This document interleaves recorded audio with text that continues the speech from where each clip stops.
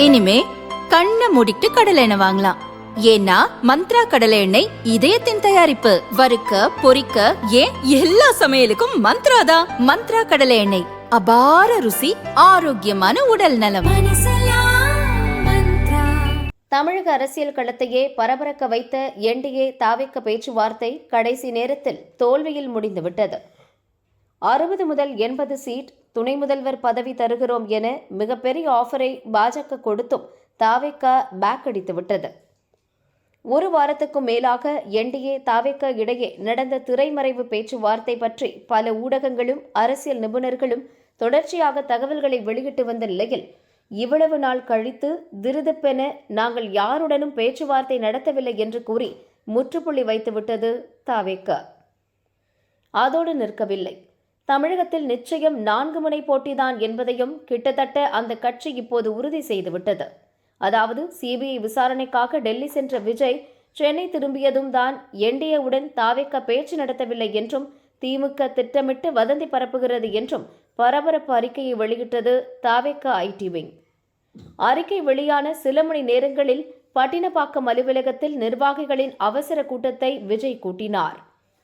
மாலை 3:30 மணி முதல் இரவு 7 மணி வரை முக்கிய ஆலோசனை நடத்தினார். கூட்டணி முதல் வேட்பாளர்கள் தேர்வு, பிரச்சாரம், சுற்றுப்பயணம் வரை அனைத்தையும் அலசினார். அப்போதுதான் தமிழக வெற்றிக் கழகம் தனித்தே போட்டியிடும் என்று நிர்வாகிகள் முன்பு உறுதியாக கூறியிருக்கிறார் விஜய். நாம் நிச்சயம் தனித்துதான் போட்டியிடப் போகிறோம்.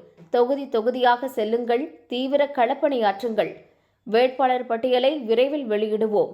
நானும் தமிழகம் முழுதும் சுற்றுப்பயணம் செய்ய இருக்கிறேன். நம்பிக்கையுடன் இருங்கள். இந்த தேர்தலில் நாம் உறுதியாக வெற்றி பெறுவோம் என்று விஜய் பேசியுள்ளார். இதன் மூலம் என்டிஏவுடனான பேச்சுவார்த்தை முறிவை நிர்வாகிகளிடம் நாசுக்காக எடுத்து சொன்ன விஜய் தமிழகத்தில் 4 முனை போட்டிதான் என்பதை உறுதி செய்தார்.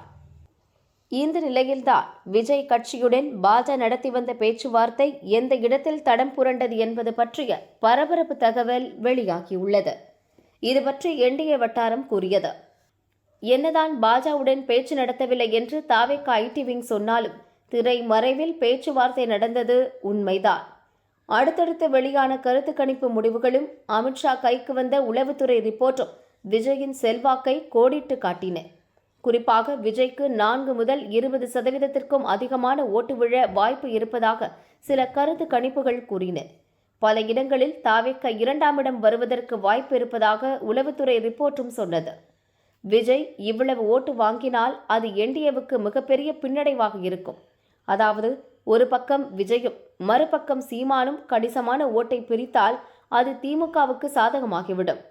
வலுவான கூட்டணி வைத்திருக்கும் அந்த கட்சி எளிதில் வெற்றி பெற்றுவிடும். அதே நேரம் விஜய் என்டிஏ பக்கம் வந்துவிட்டால் மொத்த ரிசல்ட்டும் தலைகீழாகிவிடும். திமுக படுதோல்வியை சந்திக்கும்.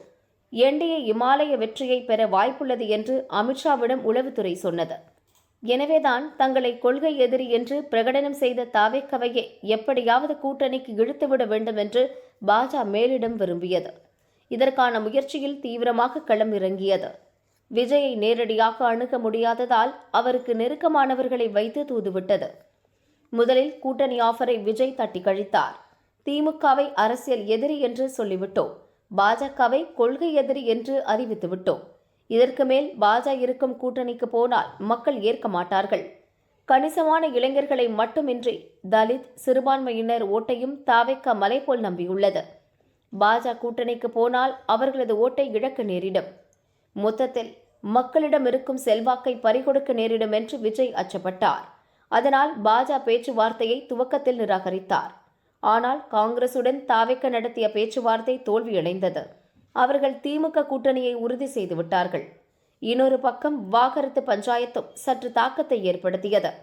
அதன் பிறகுதான் விஜய் மனதில் சற்று மாற்றம் ஏற்பட்டது. விஜய்க்கு நெருக்கமானவர்களிடம் பாஜ நடத்திய பேச்சுவார்த்தைக்கு தாவேக்க காது கொடுக்க ஆரம்பித்தது.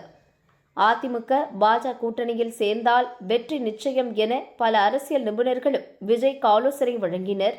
கருத்து கணிப்புகளையும் விஜய் பார்த்தார். கொள்கை எதிரியுடன் கூட்டணி வைப்பதை மக்களிடம் எப்படி சமாளிப்பது என்ற தயக்கம் இருந்தது. இருப்பினும் இது தமிழக தேர்தல். இப்போது பொது எதிரி திமுக தான். கொடிய ஆட்சி நடத்தும் அந்த கட்சியை வீட்டுக்கு அனுப்ப வேண்டுமென்றால் இந்த கூட்டணி காலத்தின் கட்டாயம்.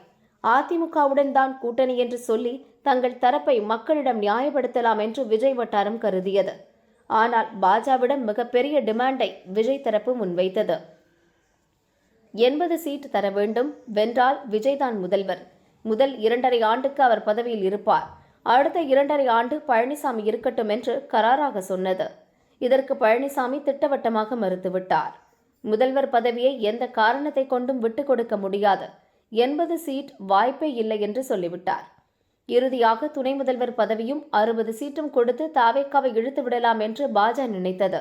விஜய் ஓகே சொல்லிவிட்டால் இந்த டீலுக்கு பழனிசாமியை எப்படியாவது ஒப்புக்கொள்ள வைத்து விடலாம் என்று கருதியது. அதன்படி விஜய் தரப்புக்கு இறுதி ஆஃபர் வழங்கப்பட்டது. 60 சீட் பிளஸ் துணை முதல்வர் பதவி. 80 சீட்டை விட்டு தாவேக்கா இறங்கி வரவில்லை. முதல் பாதி ஆண்டு விஜய் முதல்வராக இருப்பார் என்ற நிபந்தனையையும் தளர்த்த மறுத்துவிட்டது. ஒரு வாரத்துக்கும் மேலாக நடந்து வந்த திரைமறைவு பேச்சுவார்த்தை இந்த இடத்தில்தான் தடம் புரண்டது. இதற்கு மேல் பாஜகவிடம் பேசி பலனில்லை என்று விஜய் தரப்பு நம்பியது.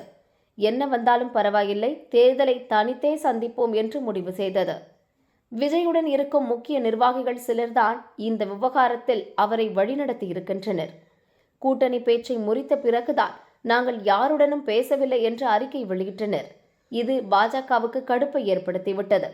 இருப்பினும் இன்னும் நாட்கள் இருக்கின்றன. தாவேக்காவை கூட்டணிக்குள் இழுக்க கடைசி நேரம் வரை முயற்சி நடக்கும் என்பதில் சந்தேகம் இல்லை. இனி என்டிஏ பக்கம் விஜய் வருவாரா இல்லையா என்பதுதான் $1 மில்லியன் கேள்வி என்கிறது பாஜக வட்டாரம்.